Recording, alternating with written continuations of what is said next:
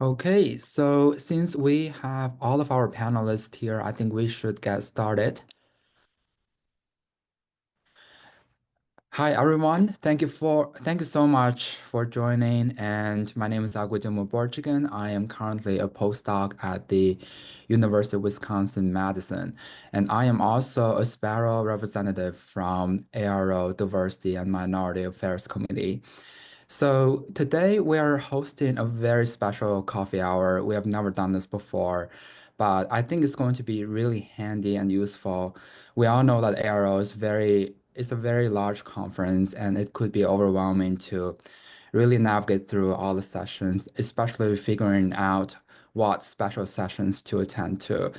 So we decided this year to make it easier for you. We really digged deep into the program and listed out all the special sessions from ARO this year. And what's really more exciting is that we have the organizing chairs from almost all special sessions from ARO this year joining us today and really talking to us about a few of the highlights of their special sessions. So if any one of the special sessions really, sounds very interesting to you, just put it on your calendar and hopefully at the end of this session, coffee hour, we have a schedule ready to go. So let's get started. Our first speaker is George Ordway. He's now a postdoc at Columbia University. So please take it away. Thanks, Agudeva. Hi, everyone. My name is George Ordway, and I am the chair of the Student, Postdoc, Resident, and Fellow chapter of ARO. So that represents all trainees, and we go by the shorthand name of Sparrow.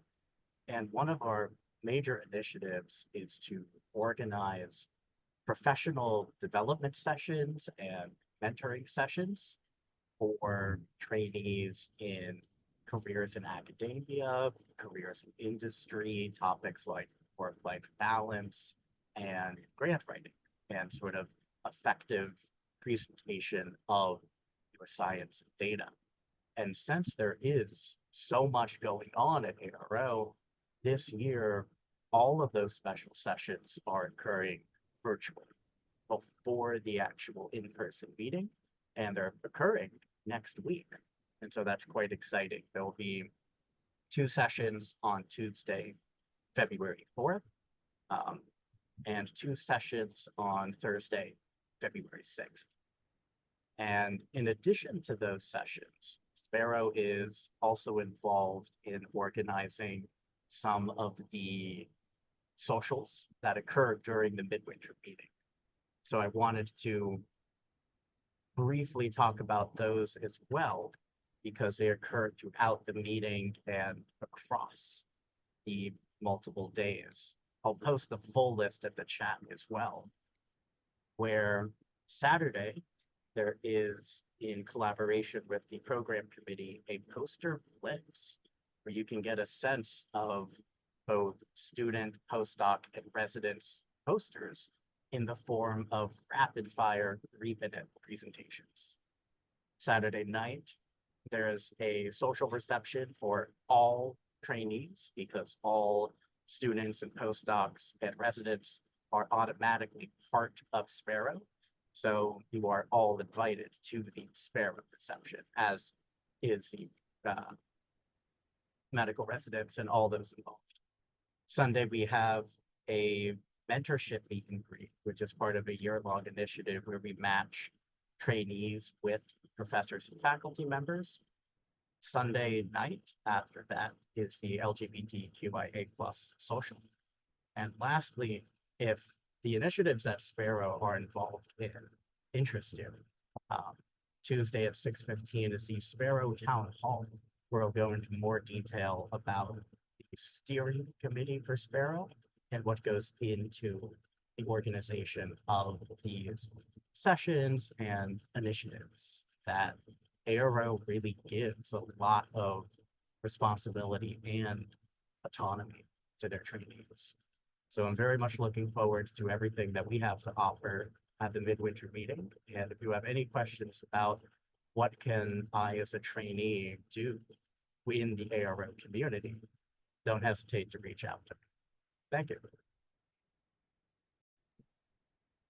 Thank you so much, George. Do we have any questions about Sparrow sessions in the chat? So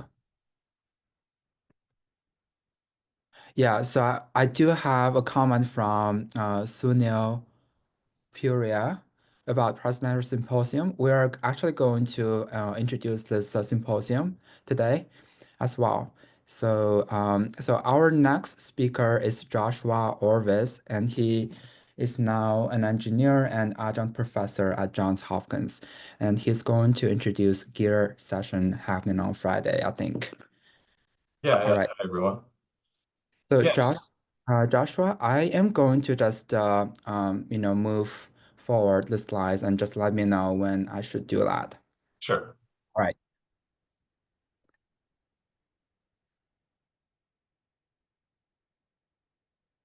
Okay, so for those of you not familiar, the GEAR just stands for Gene Expression and Analysis Resource. And there'll be two different workshops at ARO the Friday before the conference starts. So go ahead and do next slide. So what is the GEAR for the people who haven't used it before or seen it? It's just a free and open source web portal, so anybody can create an account. The idea is you can upload your own data to it, and that's from microarray to bulk RNA expression to single cell expression, and we've expanded into other kind of omics data, including also more recently spatial views. So it's kind of like bring your own data types, and we'll try to add viewers for it.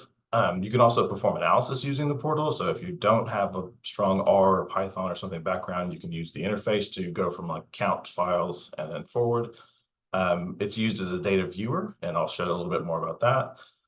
One of the things that makes the Gear unique from other expression viewers, though, is it's the only one that I'm aware of that lets you view your data alongside others. So every one of those boxes is a different data set, potentially from a different lab and even different organisms.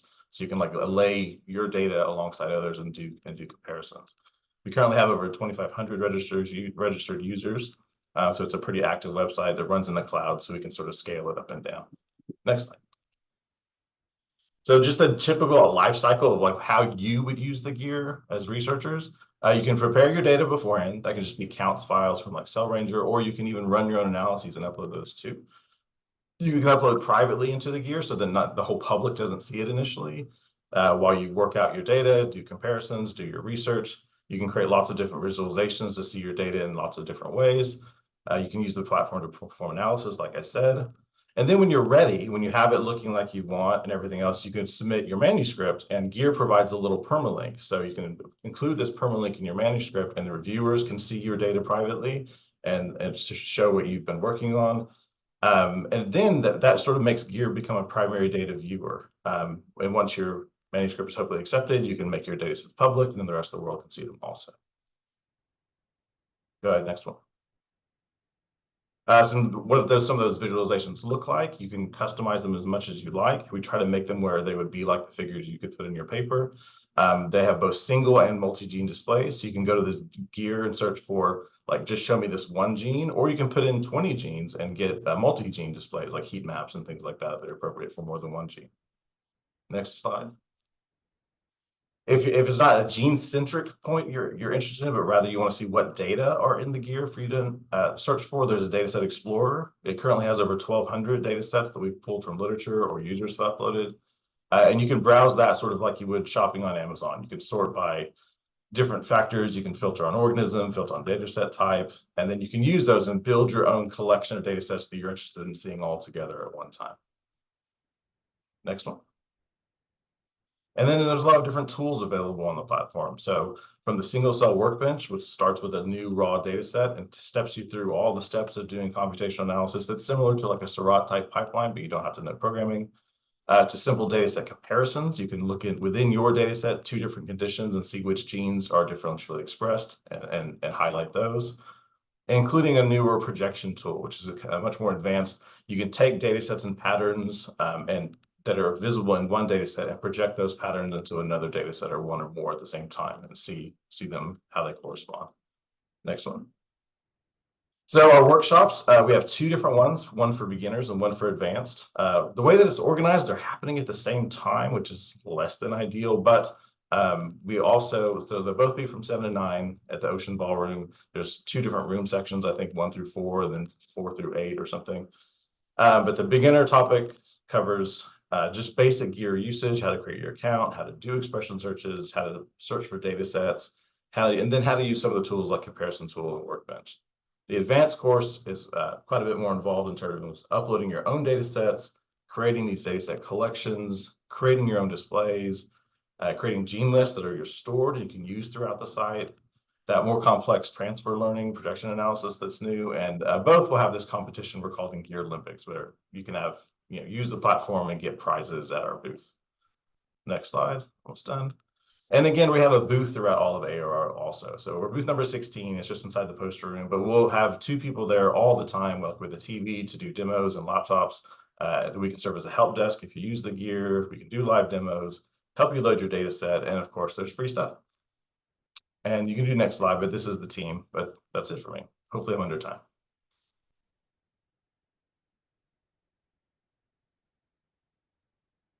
Thank you so much, Joshua. That is really wonderful. And any questions in the chat? No, not yet.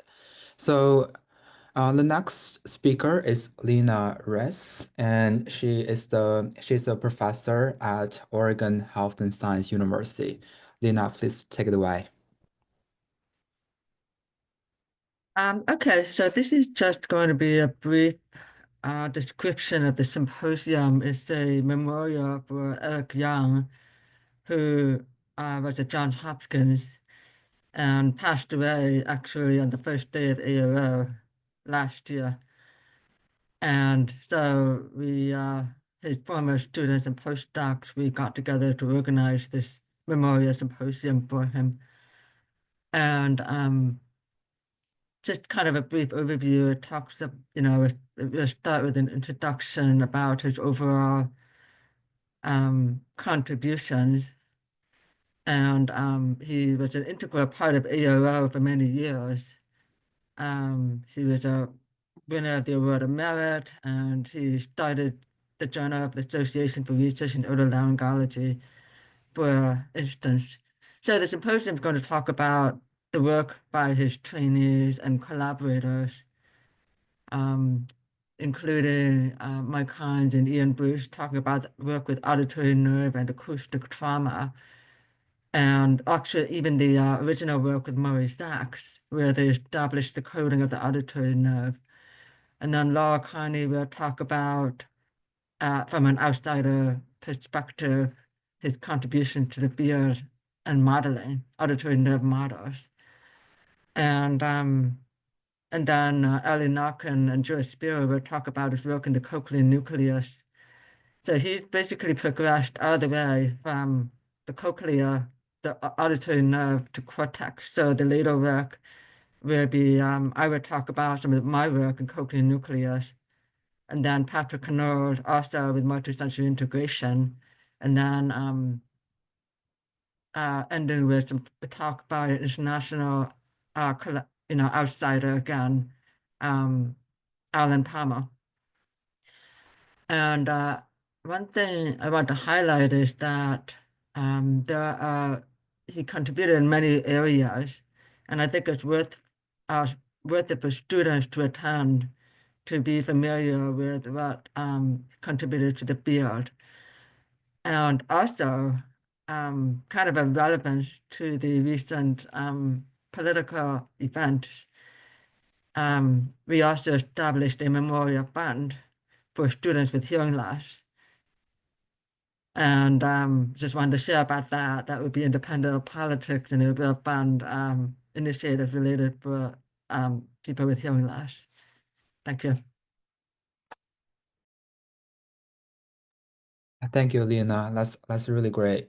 So our next speaker is Michelle Insanely. She's an assistant professor at the University of Pittsburgh. Please take it away, Michelle.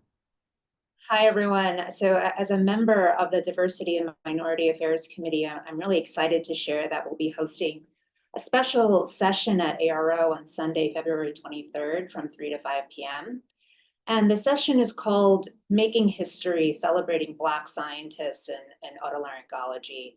And the goal of this session is to highlight the work of Black scientists in our field So panelists include 4 scientists from different stages in their academic careers, spanning postdoc, junior faculty, and full professor.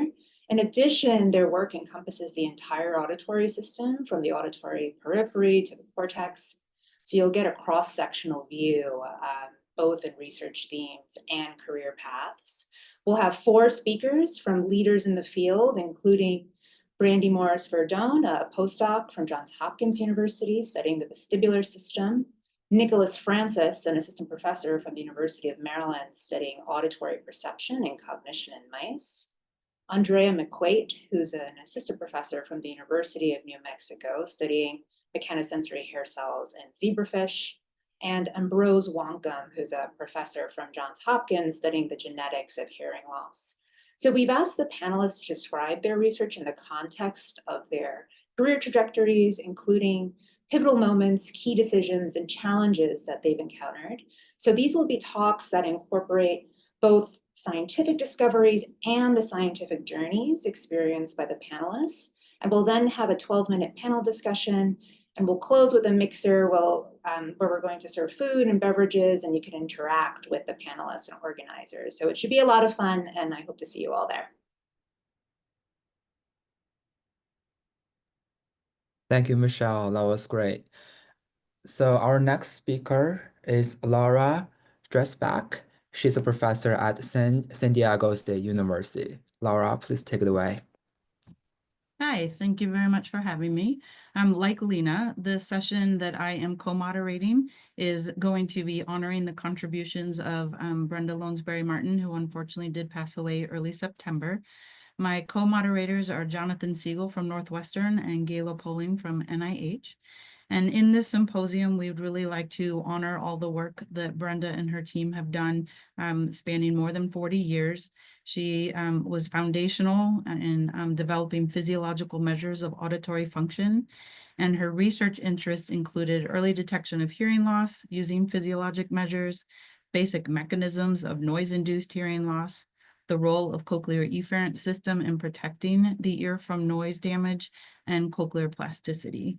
So in this symposium, we're going to highlight these various contributions and then that translation to the widespread use of these different measures, especially otoacoustic emissions in our clinics today. So many of the contributions that she and her lab have given us over the years allow us to actually test our patients. And so her work was very translational. We are also going to highlight that she was a collaborator, and that was at the core of her scientific pursuits. And in that role, many of us had been mentored by her. I honestly used to call her Mama OEE. So as I was learning about otoacoustic emissions, she always made it a point to come to my posters at ARO and be very supportive of me as a student. And then starting out as a professor and then working through my career, she was always very supportive, always volunteering me for things, which was actually great. So I thought I would want to highlight the mentoring aspects of her contributions, especially today, given that this is the group that we're talking to. So she was very instrumental in a lot of students' training and learning, and then even as they continued and progressed. And so, as I said, we all held her near and dear to our hearts. And as I said, a lot of us called her Mama OEE. We do have 4 presentations that are going to be occurring. So we will provide an introduction. We'll have the 4 presentations, and then John Siegel is going to wrap us up, and we will have a question and answer period.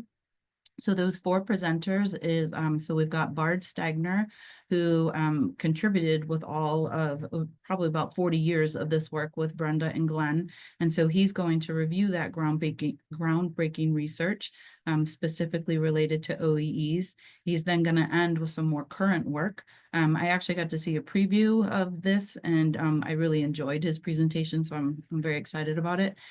He is at the VA Loma Linda here in California, although today I'm not in California. He's going to be joined by Hongji Li, who is going to concentrate on suprathreshold responses of individual auditory nerve fibers to auditory overexposure. And he's going to definitely highlight his interactions that he had with Brenda and her lab, and has some personal anecdotes, which are quite nice. And he, as I said, is also at the VA Loma Linda. And then the last one from VA Loma Linda will be Wei Dong, and she is going to describe her lab's work in exploring the cochlear generation of DPOEEs, so distortion product otoacoustic emissions in a gerbil model. And again, this work that she is going to be presenting was definitely influenced by the Brenda Lonesberry Martin group. And then our final presenter is going to be James Dewey, who coming full circle, he was actually a former student of mine at SDSU and then went and did his PhD at Northwestern, and he's now on the faculty at USC, and he is going to be reviewing sources and mechanisms underlying DPOEEs in a mouse model. And again, his work was inspired by Brenda Lonesberry Martin and her colleagues, and he's going to highlight the remaining questions as he sees it today. So we basically are spanning from younger scientists to some who have been in the field for a long time.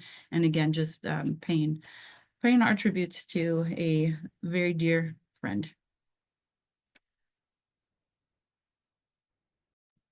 Thank you so much, Laura. I'm looking forward to another exciting memorial session.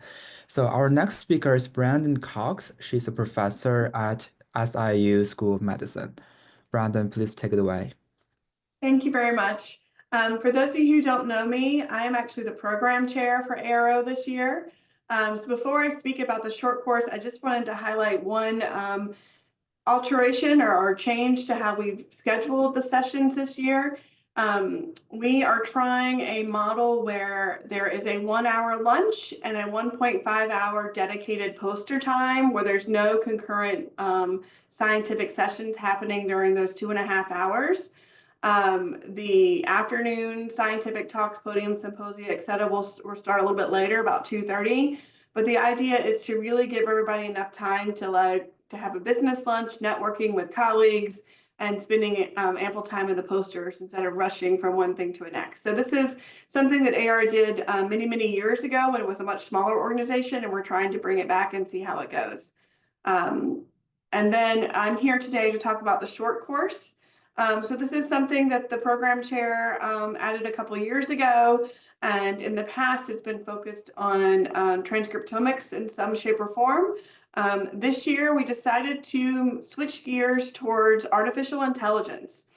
And that's primarily inspired by the fact that 2 of the 2024 Nobel Prizes were awarded to AI-related research findings, the prize in physics and chemistry. So the short course here is meant to kind of introduce you to some tools that our colleagues in otolaryngology within ARO are currently using.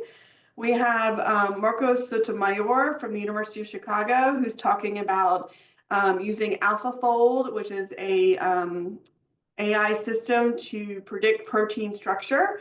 And we have our second speaker, Yuri Manner, and his postdoc, Yasmin Kasim from the University of California, San Diego, talking about image-based analysis tools for hair cell stereocilia and synapse analyses. And if time allows, so also we'll talk about automated ABR analysis. And then finally, from Eddie Chang's lab at UCSF, his student Alexander Silva will talk about a neuroprosthesis that they're developing to restore naturalistic communications to people who have lost the ability to speak. So each of these sessions are about 30 minutes long. It's meant to give an overview, but also kind of a hands-on tutorial about what they're doing so that others can incorporate it into their own research. Happy to take questions if there are any. Thank you so much, Brandon. In my opinion, AI has not made a major impact yet in hearing science and clinics, so I'm happy to see this topic now being introduced. So our next speaker is I just want to add that the Presidential Symposium on Hearing Aids actually has 2 talks that make use of AI. So I was really happy that Brandon has this topic. So kind of, there's a bunch of things that are related that I think I can connect with that. Thank you, Sunil. It's really exciting to see that. I'm looking forward to it. So our next speaker is Rijay. Rijay, I saw your message. You would like to share your slides. Is that correct? Yes, if possible, so I Yeah. don't So lose the audience. so what I'm gonna do is to stop share now, and then you can start sharing your slides. All right. Yeah. So is it possible to make Rijay host? so that she can share her slides? I think it should be fine. Can you Okay, see my screen? awesome. Yeah, we see it.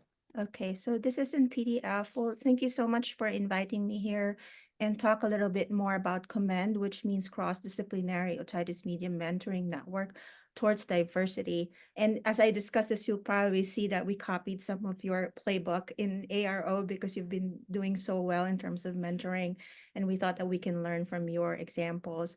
This idea, we started on this 4 presidents ago. Sunil is the 4th president to hear about this initiative, and I'm just happy that we're finally making it to ARO as a group. So as most of you know, otitis media remains the most common cause of hearing loss in children under age 5, but we have lost a lot of researchers from retirement and lack of funding.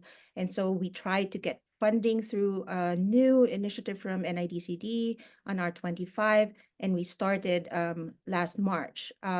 Our goals are to increase our researchers in the field, retain them within the field, and enhance diversity within our ranks. Surprisingly, when we were trying to go for funding, we didn't even have numbers on how much are, how many young investigators there are, how many are URM, female, etc. And so it was really an eye-opener just working through the grant for this COMMEND network. There are 3 MPIs for this. Unfortunately, Diego Preciado, a pediatric otolaryngologist from DC, from National Children's, cannot make it through a scheduled conflict, but it will be Alan Ryan, a long-term member of ARO, and me, who will be moderating the symposium, which is scheduled for the day 4 at 3 to 5 p.m. This is PDF, so let's see how this works. All right, I'm just scrolling through.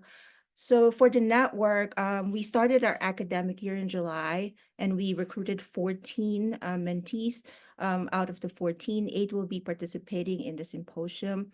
All of our mentees were matched with a specific mentor. So now we have 18 mentors active in terms of meeting mentees one-on-one on their own to talk about career advancement, science, of course, and other cultural issues. So among those that will be participating at the symposium, we have junior faculty, a resident, a postdoc, and 4 pre-docs. Majority are female and self-classified as URM, and 6 of them are first-time ARO attendees. Very excited to meet all of you. And you can see here there are multiple institutions involved, total 5. We're just having US-based mentee supported by travel awards. In the next slide, you'll see 1 international attendee. So the topics that they will discuss, there's associations for risk factors, mouse models, RNA-seq, and also microbiome. There's also novel treatment for otitis media. So it's a large breadth of studies that we do in otitis media. So we would like to give you just excellent examples of how our mentees are doing research. So as I said, we have 1 postdoc from Australia who's coming, and she received a travel award from ARO. We are really thankful to Brandon and the program committee and also the travel awards committee for letting her participate. She will be at a different symposium. At the same time, we have another ARO mentee from University of Puerto Rico. Antonio is a medical student. He's still working on his otitis media project, but he will be participating for hearing loss through another project with Henrik Strecker from University of Kansas. And so Landon Mayer is our program coordinator. I'm so glad that he's in our committee working on this. So our new enrollment starts on March 1st. As you can see, we are kind of like graduating soon from our academic year 1, and we will be getting a new batch of mentors and mentees. Hopefully, we will still have funding for year 2 to 5. Which will allow us to have travel awards, course subsidies, and honoraria for mentors and speakers. If not, then we still would want to continue with one-on-one mentoring. We have webinars that are recorded on our website and posted there as soon as they're done. And so that becomes a reference for anybody who's interested in otitis media research. We also do focus group discussions in Zoom.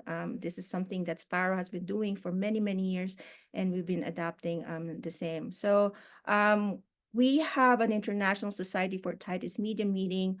That is the usual meeting that otitis media researchers go to, but we only have it every 2 years. And so it's really great that we found a home at ARO, and hopefully we can do that until 2029.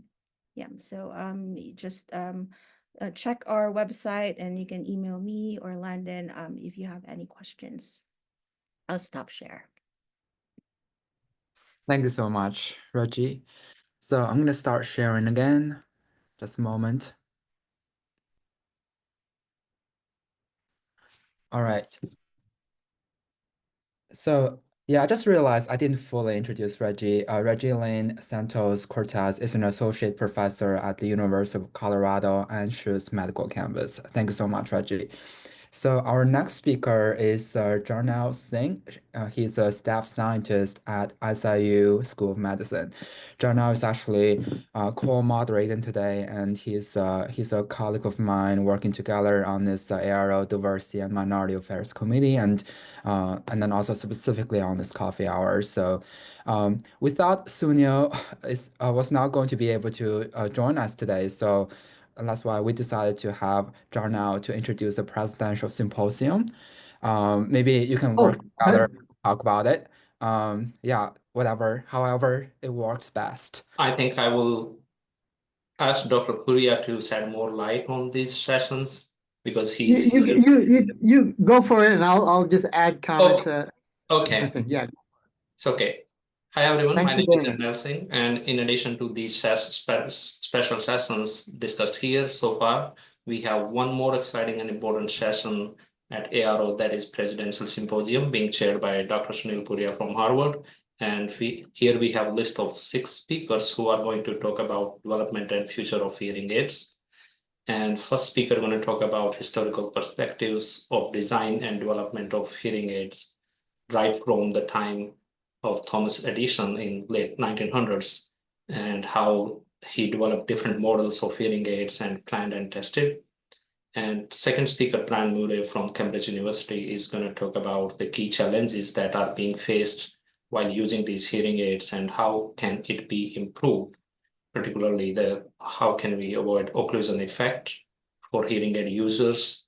The third speaker, Torsten Dow from University of Denmark, Technical University of Denmark, is going to talk about different approaches that can be used for hearing aid optimization to address real-world auditory challenges. And in the next slide, we have second part of this presidential symposium. Dr. Sarah Wells is going to cover computational auditory models and use of hearing aids, use of machine learning in hearing aids to develop next generation of hearing aids. Another speaker we have from Sonova AG is Stephen Lohner, who is going to talk about key challenges that are being faced for speech enhancement while using these hearing aids, and how use of deep neural network algorithms can be used to improve the speech intelligibility in these hearing aids. And the last speaker, who is Dr. Jadwit Wirdi, is going to talk about additionally about like how the design of hearing aids have transformed from 20th century through 21st century. That's all, and we encourage all attendees to attend this symposium. Hope to see you all there, and we can take comments from Dr. Sunil Puria to shed more light about these sessions because he's here. Over to you, Dr. Puria. Thanks for covering that. I'm very excited about this session. Mainly because if you look at the history of presidential symposiums, we've never had an entire session dedicated to hearing aids at ARO presidential symposium. So as the chair of the International Hearing Aid Conference, the standing chair, I thought I should bring that topic and the current things that are going on from a historical perspective, which is what Mara Mills is going to talk about. She's an amazing science historian, but she specializes in cochlear implants and hearing aids, and she is phenomenal. I heard her speak in the summer, and I said, okay, she was the first person I signed up for the presidential symposium. I signed her up right after I I spoke with her and she put it on her calendar. Brian Moore, you guys all know if you don't know Brian Moore, I mean you should. He's the only person that I know in our field that has 10 years ago he had 500 papers published to his name and like 5 or 6 books. And I've actually done research with him. So he's amazing. Torsten Dow, obviously, he's a big group in Denmark, and he's done an amazing amount of work. So all three of these speakers are really well known in our field, and they're going to bring a lot of expertise in the hearing aid field and bringing us up modern and what's going on. And after that, we'll have Sarah Verhulst. She's been using cochlear models to basically figure out how to create new types of hearing aid compensation. And Sonova is, Phonak is one of the leaders in. I obviously wanted somebody from industry to talk about hearing aids.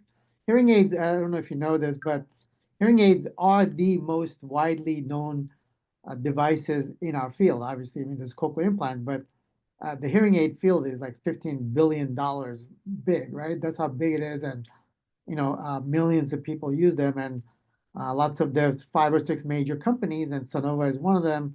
And Stefan is somebody I've known for decades and going to IHCon.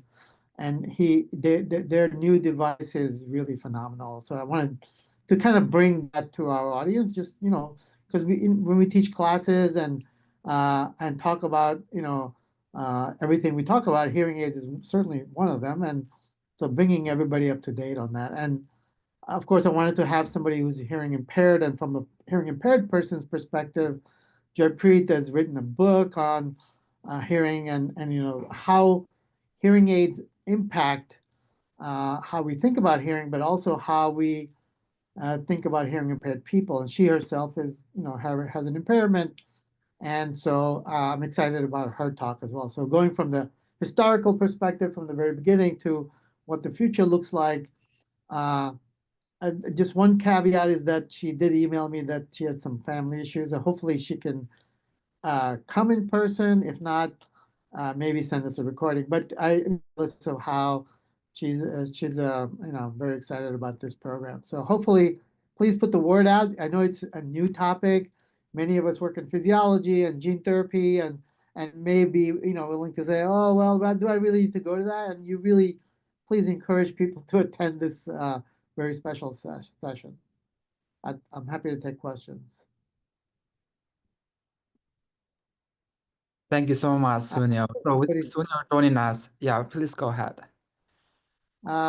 Lena, we should invite Jeffrey to the Aero dinner on Saturday. Can you connect us? So is this the one that from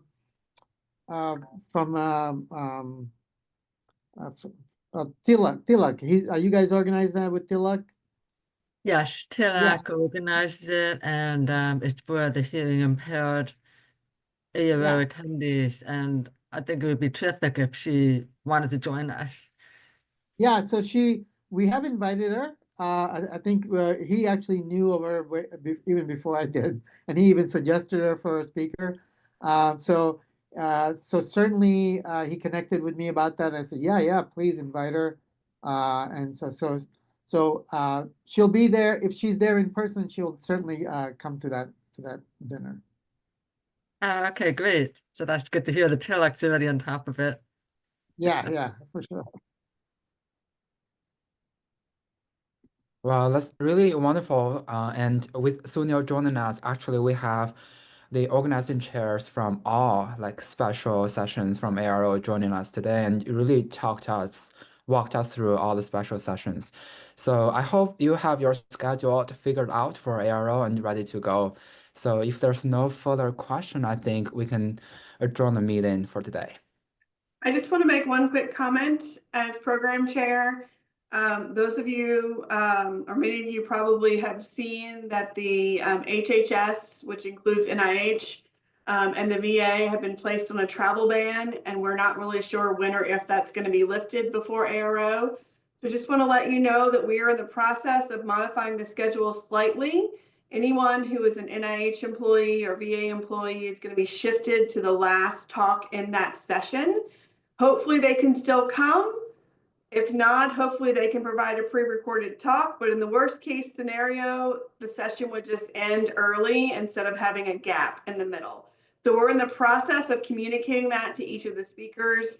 So those of you who are trying to set up your schedule and figuring out which talks you want to go to and like maybe switching rooms during concurrent sessions, you might want to wait and a week or two before doing that, because a lot of talks will shift slightly in their timing. The set block for a session, whether it's a podium or a special session, that is not changing. It's just within a session, there might be shifting of a 15-minute talk from being number 2 to the one at the end because of these federal travel restrictions that we're still trying to interpret and understand.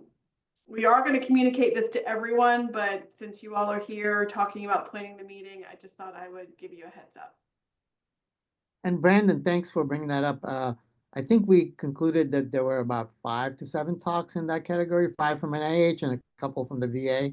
There were So, 7 from the NIH, and then there were a handful more from the VA, and they're scattered out through podiums and symposia. So hopefully it's not too many that are shifting or impacted. And we're hoping everyone can come. You know, there's still time for the ban to be lifted. Well, the federal grant stuff got unfrozen yesterday, so we'll find out Saturday the 1st about the communications and travel. Fingers crossed. Yeah. All right. Any questions from the audience or any more comments from the panelists? All right. Thank you all so much for joining us today. I really enjoyed listening to all the highlights from the special sessions. Have a great day. Bye. Bye.